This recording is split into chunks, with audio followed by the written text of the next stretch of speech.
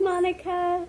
I am here at El Lugar, the glorious, amazing, beautiful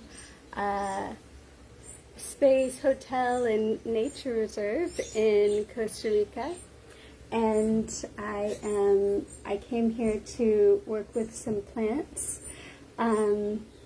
Well, you know, it's great to give ourselves excuses to go to amazing spaces on the planet, and there are some orchids here that are kind of not doing as well as they could, and so I came to see what I could contribute to them. And also I had a Talk to the Plants class scheduled for a while. It's going to be tomorrow.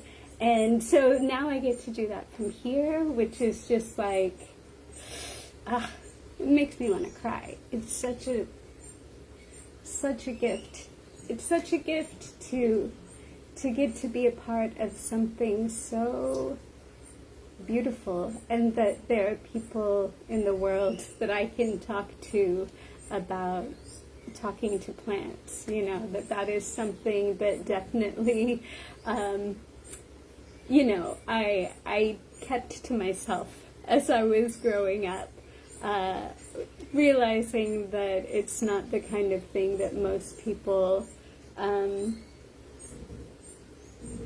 care about, but what if that's different? What if that's changing? I mean, you guys are here on this Talk to the Plants group, and so what else is possible? What if, like, in the future we can be having all sorts of conversations about, like, hey, would you like to build a garden here? All right, what plants should we bring? And then you ask the land, and you ask the plants, and you have a sense of, like, being willing to be aware of the timeline, the way that the ecosystem cycles and feeds itself and feeds us, you know, that, like, the dirt, the soil is a living, vibrant universe that we can contribute to, both, you know, like with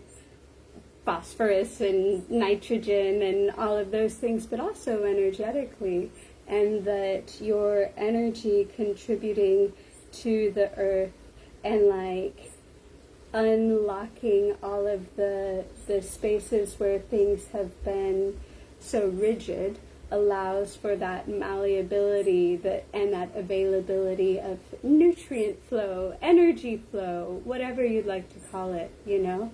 But so this, like, what if in the future we can be creating with each other with a sense of stewardship with the earth, listening to the earth, and, like, what's possible from that? I mean, it's funny because, like, when I think about coming and, like, doing a live and talking to people about talking to plants, it's, you know, I immediately just want to be quiet. Maybe that's the rebel in me that just doesn't want to do anything, even if I'm the one who's told myself to do it. But, you know, there's so much, like,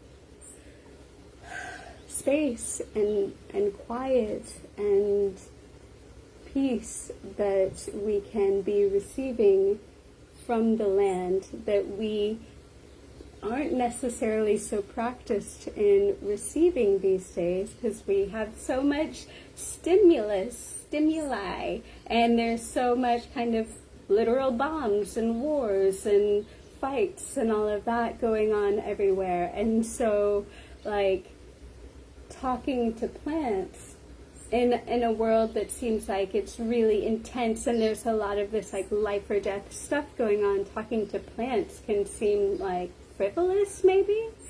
I'm not sure. I love to do it. It gives me a sense of wonder and magic and beauty and amazing miracles, you know. So from my perspective, talking to plants in the middle of the the tumult and the havoc is like the perfect time to do it, you know, when you can allow yourself to receive the nurturance that is literally growing all around you, growing towards you, willing to nurture you, that if you can receive that in the midst of the hard times, then you can begin to extend that out maybe to somebody else who would like to hear that. So I'm really excited about getting to talk about this more. And like I said, I'm going to be doing this Talk to the Plants intro tomorrow, less than 24 hours from now. So everybody's invited to come. And let's do more of this, you guys. What else is possible for us to be creating spaces where habitat is nurtured, where we don't have to just think that it's all up to us and that we have to know everything and we have to come in and know what plants to rip out and what to do, but that we can actually go and be guided and learn from the incredibly intelligent, aware earth. Let's do it. Let's do it. You guys are invited. Let's play. Thank you for watching. Thank you for being a part of this Facebook group. And I look forward to talking to you soon. Bye.